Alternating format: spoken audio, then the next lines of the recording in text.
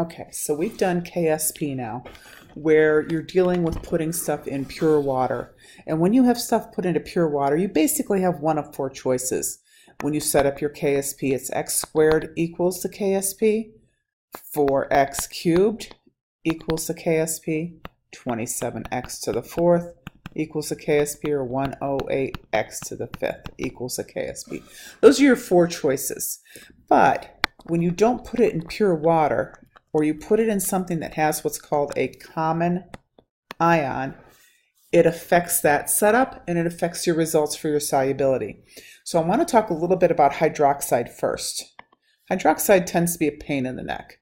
Most hydroxides, if you remember your solubility rules, are insoluble in water, and this is part of the reason why.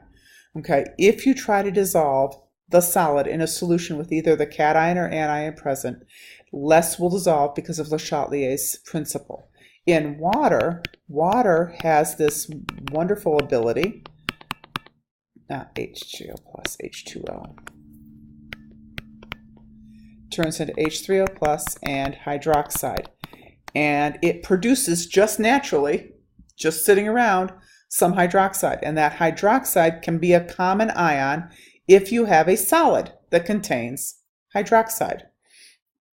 And it's always present as long as it's 25 degrees at this number.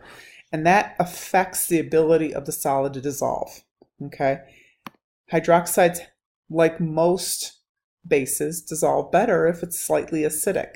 Same idea. If you have the conjugate base of a weak acid, they dissolve better in a slightly acidic solution. So to calculate the solubility of FeOH3 in pure water. So FeOH3 goes to Fe3 plus and 3 hydroxides. Technically this starts at 0, but this does not start at 0. It starts at 1e negative 7 because of water. It's a hard thing to remember. I'm going to show it to you and show you how to do the math. And basically I'm going to tell you that really what you need to understand is the idea of Le Chatelier's principle. So this is going to gain x, and this is going to gain 3x. X and 1e negative 7 plus 3x. You could do s's also. I do x just because it's a habit. So the KSP here is the Fe3 plus times the hydroxide raised to their coefficients, which is cubed. You're going to put in the numbers.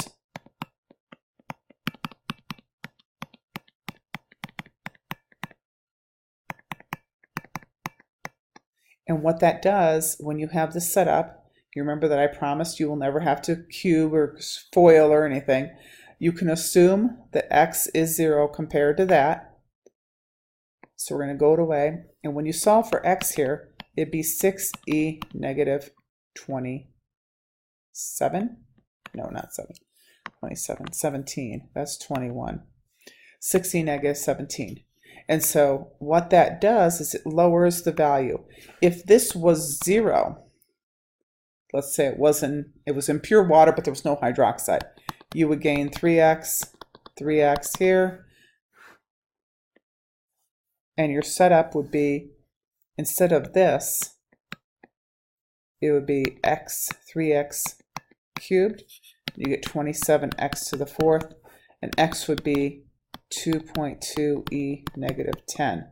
So what this does, by not having it start at 0, is it shifts the equilibrium away from dissolving. And the value of the solubility is 10 million times smaller in this case, because that hydroxide doesn't start at 0. That's what you really want to take away from it when it becomes dealing with hydroxides, is that they don't dissolve well when you have a lot of hydroxide, because it pushes the equilibrium away. Okay, so now if I put it in a pH of 9, it's not in pure water anymore. pH of 9 means pOH is 5. So when I set up my equilibrium,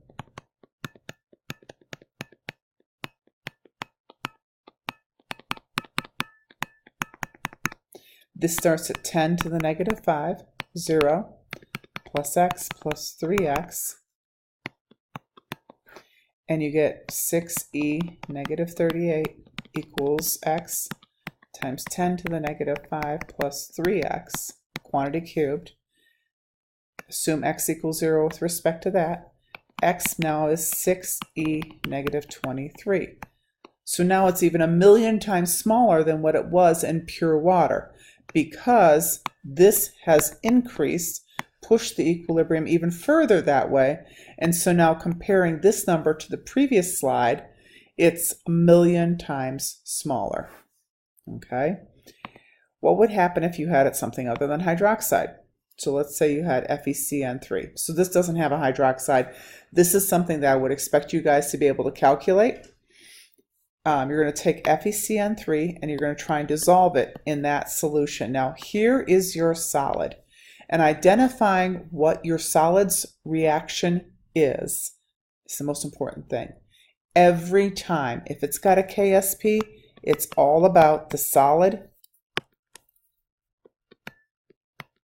dissolving, breaking apart into its ions.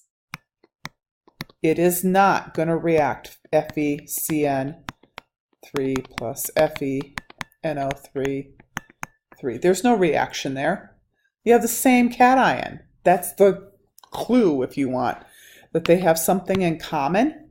That means it's an ice table, but this Fe does not start at 0 because it comes from there, 0.001. This one starts at 0 because I have no cyanide. Plus x plus 3x. And what you get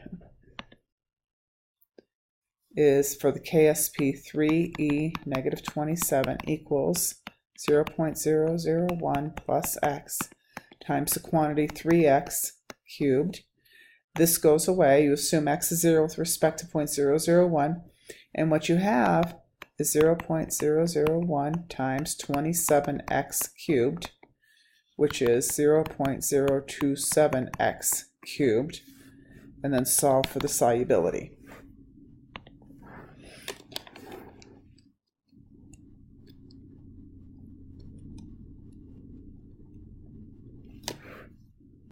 You get 4.81 E negative 9 molarity. Because this doesn't start at 0, it shifts this way.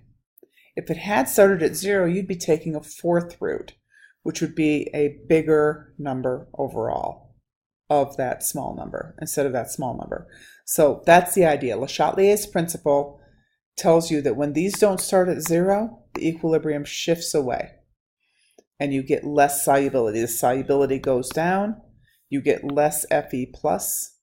All of that is true. Okay, this I'm going to skip.